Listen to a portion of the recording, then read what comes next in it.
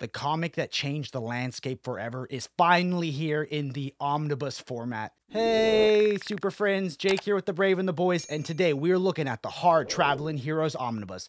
What do you do when you take a conservative superhero that's an intergalactic police force and a liberal, bleeding heart archer from Emerald City, pair them up, make them battle with social issues? You get one of the greatest, most historic omnibus runs of all time.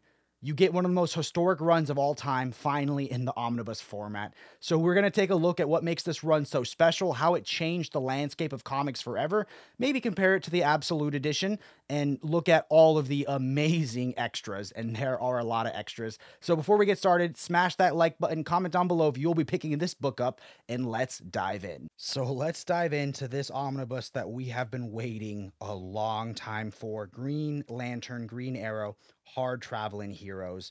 Now, this is such a historic and landmark run that I originally owned in the Absolute format. I actually got it on a pricing error for $10 from a Barnes & Noble, but let's not talk about that. This is a beautiful 1,336 page book and does retail for $125, but it's currently on sale for $79, and you can save $2 with code Braveboy. But let's talk about this. So you have Green Lantern and Green Arrow, and this, I wish this would have been the cover. This is so iconic, but this is a landmark run because these are different philosophy heroes. So you have the very conservative Hal Jordan with the bleeding heart liberal Green Arrow, and Green Lantern this whole time has been a space hero, but now he tackles real world issues. So this first arc, he's flying around and he sees these group of what look to be like maybe poor people or like hoodlums, and they're pushing around an older gentleman,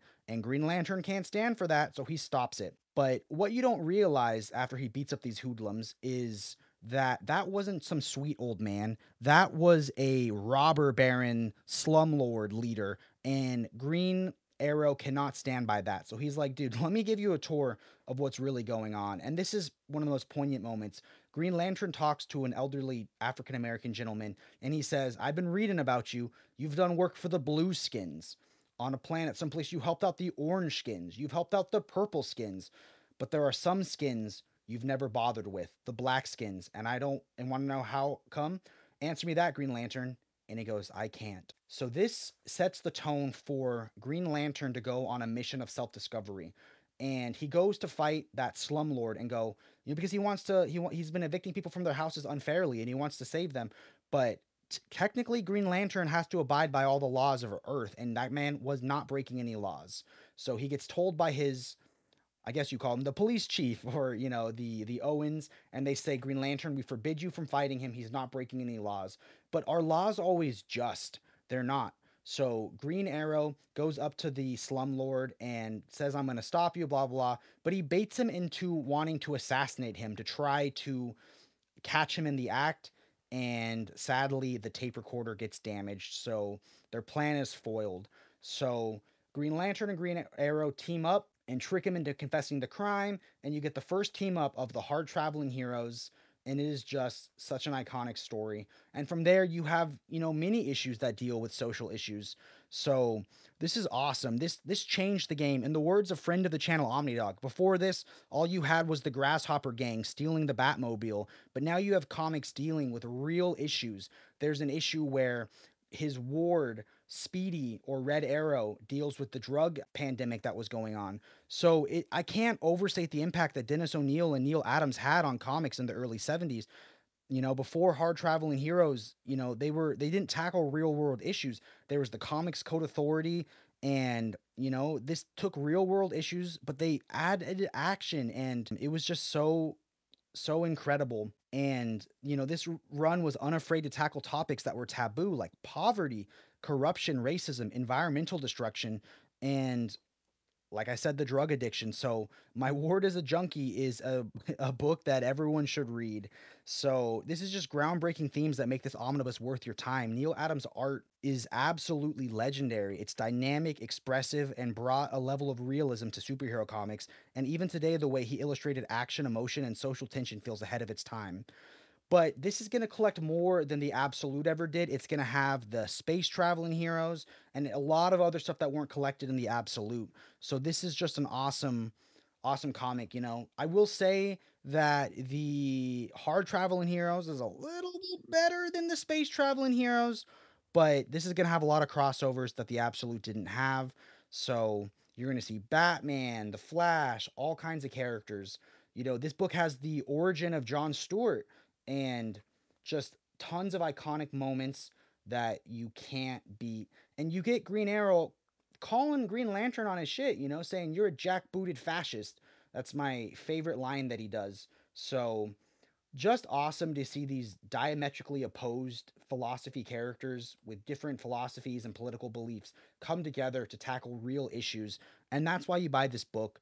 You buy this book to see them tackle real things, whether it's on the planet Earth or in space, and just awesome stuff. Now let's jump ahead into the extras because this book packs them full. So here you'll see some of the most iconic covers. Here you'll see that My Ward is a Junkie, probably one of the most iconic covers of all time. I mean, I couldn't imagine what it must have been like to read from the Grasshopper Gang to this out of nowhere. And it also collects a lot of letter pages. So I've always thought letter pages add a lot of history, tons of letter pages, and so exciting to see what people were thinking when this came out because it must have blown their minds. I cannot overstate how groundbreaking this run was and how it just revolutionized everything. And we finally have it in the Absolute format. Lastly, I want to show you a panel in comparison to the Absolute edition so you can get a scope of the size. So just tons and tons of letter pages that have not been collected anywhere else. So lastly, let's pull up a page from this and compare it to the Absolute edition. So now let's compare both the paper stock and the size to the Absolute edition. Here is the Absolute edition. So it is way bigger. And one of the main things you're going to see is this is a glossy paper, which I think helps the colors pop a little bit better. But you compare that to the Absolute, and this is more of a hard cardstock paper. It's much thicker,